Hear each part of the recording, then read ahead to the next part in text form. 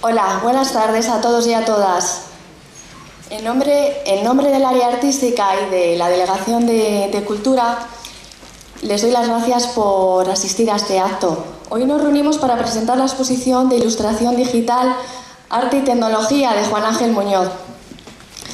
Una selección de más de 40 obras, ejecutadas todas ellas con técnicas digitales experimentales e innovadoras. Una pequeña muestra de su prolífico trabajo. Juan Ángel tiene una estrecha vinculación con Leganés. Durante más de 6 años ha colaborado con la Delegación de Cultura como profesor de los cursos de cómic e ilustración digital en los centros cívicos municipales y ha impulsado diversos proyectos relacionados con la ilustración. El currículum de Juan Ángel es extenso: ilustración, fotografía, diseño para prensa, editoriales, publicidad, animación, cursos, exposiciones y un largo etcétera, entre otras muchas actividades. Para hablarnos de su trabajo, intereses e inquietudes, nos acompañan María José Arroyo, técnico de la Delegación de Cultura y compañera de Juan Ángel; José Miguel Martín, exalumno y colaborador en proyectos impulsados por Juan Ángel; y Carlos Fernández del Castillo, ilustrador profesional y amigo de Juan Ángel. Ya sin más dilación, paso la palabra a María José, la persona que mejor conoce a Juan Ángel en todas sus facetas. Buenas tardes. Gracias a todos por estar aquí. Al Ayuntamiento, a la Delegación de Cultura y al área artística por haberlo hecho posible y poner todos los medios a nuestro alcance. Gracias muy especiales a quienes me habéis ayudado a llevarlo a término: José Miguel Martín, Carlos Fernández, Vicente Muñoz, autor de la banda sonora, y Francisco Moreno por vuestra especial colaboración. Juan Ángel nace en Madrid en 1959. Crece acompañado por la lectura de tebeos, luego cómics donde se integran guión y dibujo, y que colecciona como verdaderas joyas. En los recreos del colegio, como odia el fútbol, se tienen que lesionar 12 para que yo juegue, suele decir. Se esconde en la biblioteca, donde comienza a leer sus primeros libros, pasión que le acompañará siempre.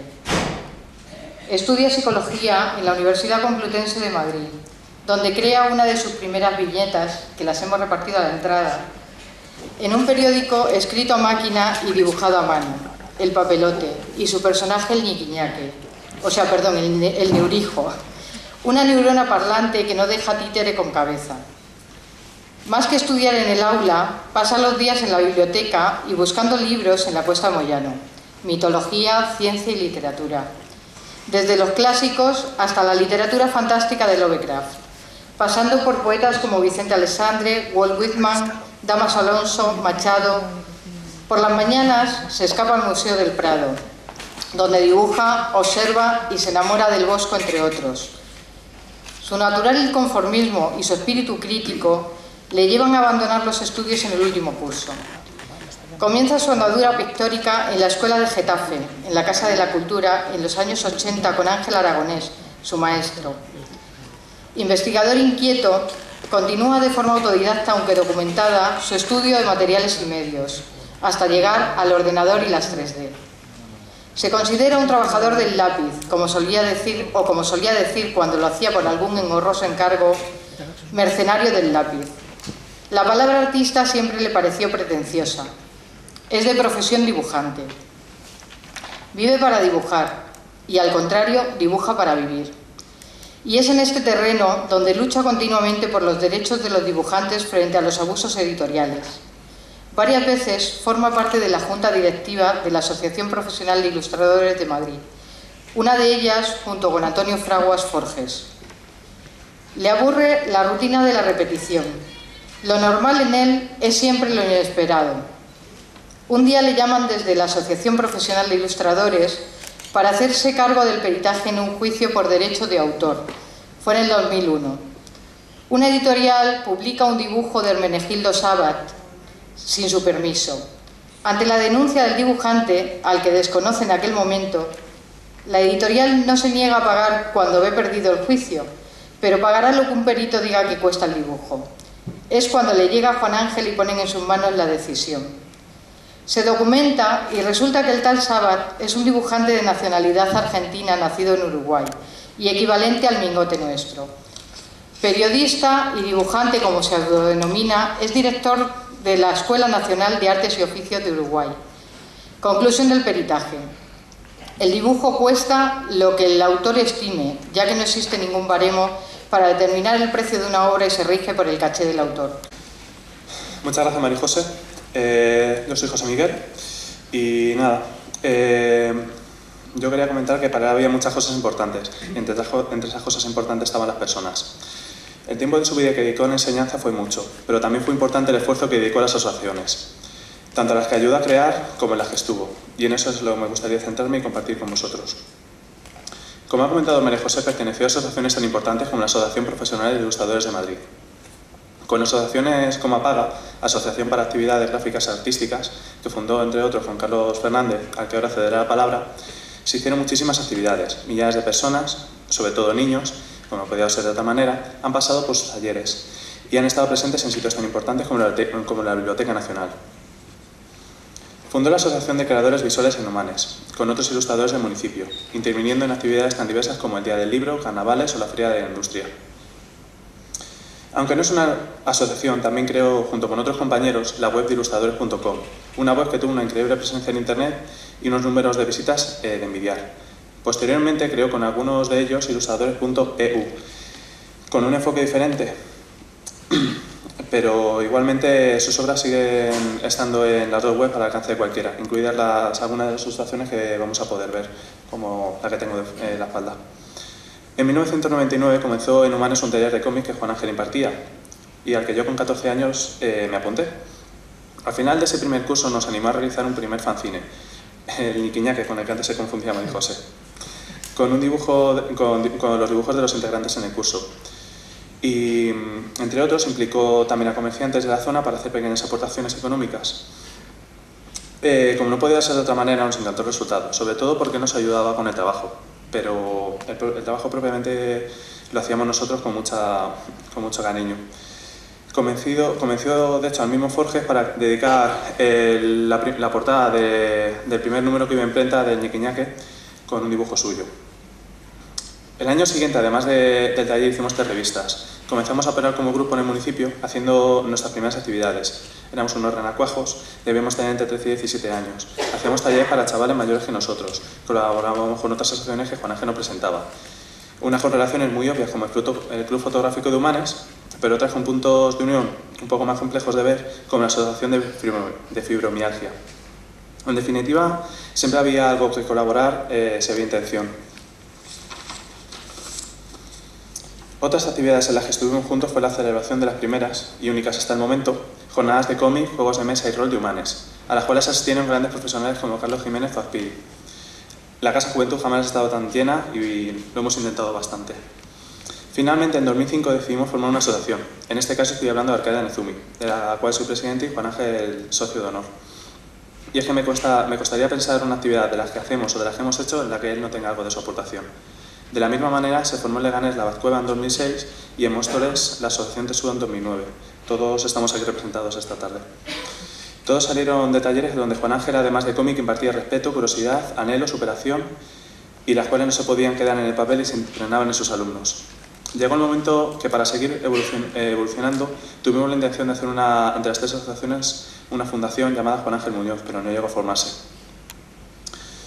Y en esto me gustaría destacar particularmente a Juan Ángel todo esto, lo bien que se le daba a enseñar, a pensar, a crear inquietudes en las personas en las que se cruzaba, dejando que cada uno llegara hasta donde quisiera llegar, pero también a crear relaciones entre ellas.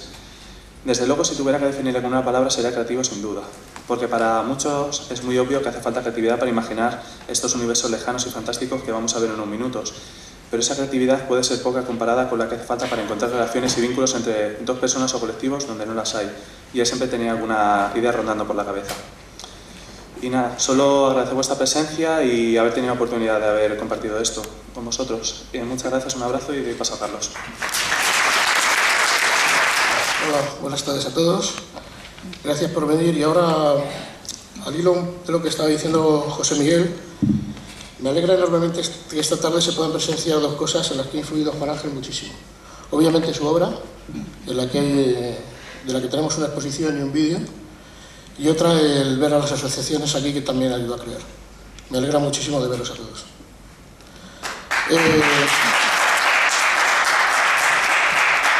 Bueno, no sé si es pelota, se voy a cobrar lo mismo. O sea, hace ahora más o menos 12 años, Juan Ángel y yo hablábamos, pues una conversación posiblemente a salir de una de las sesiones de la Asociación de Ilustradores, sobre cómo afectarían nuestra profesión las nuevas tecnologías. Haceros idea de que esto dicho ahora parece de marcianos, pero en aquella época Internet estaba recién nacido para la mayoría de los usuarios y las aplicaciones informáticas, sobre todo de diseño, esto estaban muy por investigar, por la mayoría de nosotros. No teníamos mucha idea de cómo sería el futuro, lo que sí teníamos claro es que tendríamos que evolucionar con estas nuevas herramientas. Tomarlo como lo que pensábamos que eran un nuevo material para experimentar y utilizar. Haciendo un símil surfero, había puesto lo de los Beat Boys, pero nosotros hemos ido más bien de los Beatles más que de los Beat Boys, lo obvio. O te subes a la ola o te ahoga. Y lógicamente Juan Ángel optó por la primera posibilidad. Cada escritor o cada creador, ilustrador en suma, sueña y tiende a crear un mundo utópico en el que de cierta forma se refugia y al que recurre. No sé, por ejemplo, en un caso de un Salgari, que era un tío tímido y acusado por las deudas, se refugiaba en las selvas malayas, y un señor aburrido inglés como La isla del tesoro de Robert Louis Stevenson. Las lagunas mentales de un cerebro esponjiforme, lo aviso ya al auditorio. Los años 80 hicieron estragos. Como estaba diciendo, pues, se evadía del Londres frío y asqueroso y se refugiaba en las islas de Tortuga y todo esto con los piratas, ¿no? En el caso de Juan Ángel, como se ha escrito, estaba describiendo María José, su mundo constaba de viajes interestelares, selvas, bosques con evocaciones celtas, escenarios con referencias medievales, todos ellos formados por seres imposibles, amenazadores monstruos, y sobre todo por, como ha dicho María José, impresionantes mujeres fuertes y actitud luchadora, que es algo muy común en sus personajes femeninos. Para recrear este mundo, que denominaríamos realismo fantástico, Juan Ángel encontró en las aplicaciones informáticas los medios ideales para darle forma, y los que no encontró se los inventó. La exposición que se inaugura esta noche es una muestra de esta evolución. En ella se pueden encontrar tres épocas muy marcadas, cada una consecuencia de la anterior. Para llegar a ese nivel que buscaba mezclar diversos materiales, no hay que olvidar el carácter multidisciplinar del artista. Era ilustrador, como bien se ha dicho, era fotógrafo. De hecho, estos bosques fantásticos de vocaciones celtas que podrían recordar a la obra de Tolkien, los encontró mucho más cerca de Nueva Zelanda, como pasó con la película, y los encontró en Galicia. La mayoría de esos fondos son fotografías de bosques de Galicia. Trabajó en animación. Trabajar en animación le supuso formar parte de unos equipos que, entre otras cosas, realizaron la serie de dibujos animados de las Tres Mellizas, que se va reponiendo casi más que Verano Azul, casi inclusive. Y también fueron parte del equipo que realizó La Isla del Cangrejo, que se llevó un Goya de animación, por cierto. También era diseñador gráfico y sobre todo tenía una curiosidad inmensa que es la que hace falta para empezar a explorar en estos mundos. La primera etapa que se puede ver en la exposición, y que ahora lo veremos también en el vídeo, consiste en un viaje interplanetario, como el Capitán Kirk, más o menos, al vuelo del Enterprise. Esto lo que pasa es que lo hizo a bordo de un iMac antiquísimo y utilizando el Photoshop 7.5, por si alguien quiere, ya que no lo dejo montado, pues alguien quiere la referencia. Ha sido reconocido la labor de pionero de la 3D, que aún sigue, porque que yo sepa, no sé si me corregiréis alguno de los que sois expertos y navegáis mucho por internet, hay muy pocos creadores en 3D en España. De hecho, que yo conozca, salvo de Juan Ángel, creo recordar que Miguel Ángel Flores, que es otro compañero que no ha podido estar hoy con nosotros, y no sé si él te había contactado con alguien más, pero se utiliza muy poco. Como él lo utilizaba, muy poco. Cuando en compañía de Juan Ángel y María José estuvimos celebrando la inauguración de esta exposición, Nos estábamos acordando los tres de una tarde, una anécdota en la que una tarde nuestro amigo, disfrutando de una bien merecida cervecilla en un apacible local público, sufrió un ataque de lo que él denominaba artista local, que como él lo definía era un copista sin piedad de murillos y cenas sobrinas, que le preguntó sin provocación previa: me he enterado de que lo que tú haces, ilustración, no es arte, pues lo haces una vez y luego puedes reproducirlo cuando les dé la gana. Juan Ángel, impasible, tomó su iPod, un poco pijo, pero bueno, somos un poco pijos, ¿qué le vamos a hacer? Y le empezó a mostrar sus imágenes. Ante lo cual el sorprendido artista preguntó: ¿pero esto y cómo lo haces? La contestación de Juan Ángel, literal, fue: enciendo mi iMac y mientras miro chicas y las noticias del Marca, él, paciente y obrador con la hormiguita, incansable y hacendoso de trabajo. Nada más lejos de la realidad. Las imágenes que vais a ver ahora mismo tienen una cantidad de trabajo tremendas. Es complicadísimo utilizar el 3D. Juan Ángel me hizo el favor de instalármelo en el ordenador, y yo cada vez que aparece por allí una figura humana muy lejos de lo que vais a ver aquí, plana, absolutamente plana, inmóvil, y lo empiezo a mover, se me desmembra por todos los lados, acabo cogiendo una depresión de 3 pares de narices y acabo cerrando inmediatamente el póster. Tal es el caso que antes, cuando lo había salido un individuo, ahora sale un niño, que supongo que debe de ser el hijo del individuo este, que debe decir: mira, ves que quiere este capullo porque no hace nada al final y me está molestando cada 2 por día. Ya lo intento. Antes decía María José que él no se denominaba artista, que se denominaba, entre otras cosas, mercenario del lápiz, etcétera, etcétera, ilustrador. Yo sí le voy a denominar artista, me lo vais a permitir, porque si el CITA y la Fundación Germán Sánchez Pérez recurrió a él como artista digital, yo no soy quien para contradecirles. Y nada, os dejo con su obra, que creo que es lo mejor, que nos callemos nosotros, y cederle la palabra al artista, y la palabra se la cedemos en la forma de sus imágenes. Muchas gracias por venir y espero que lo disfrutéis, igual que lo hemos disfrutado nosotros.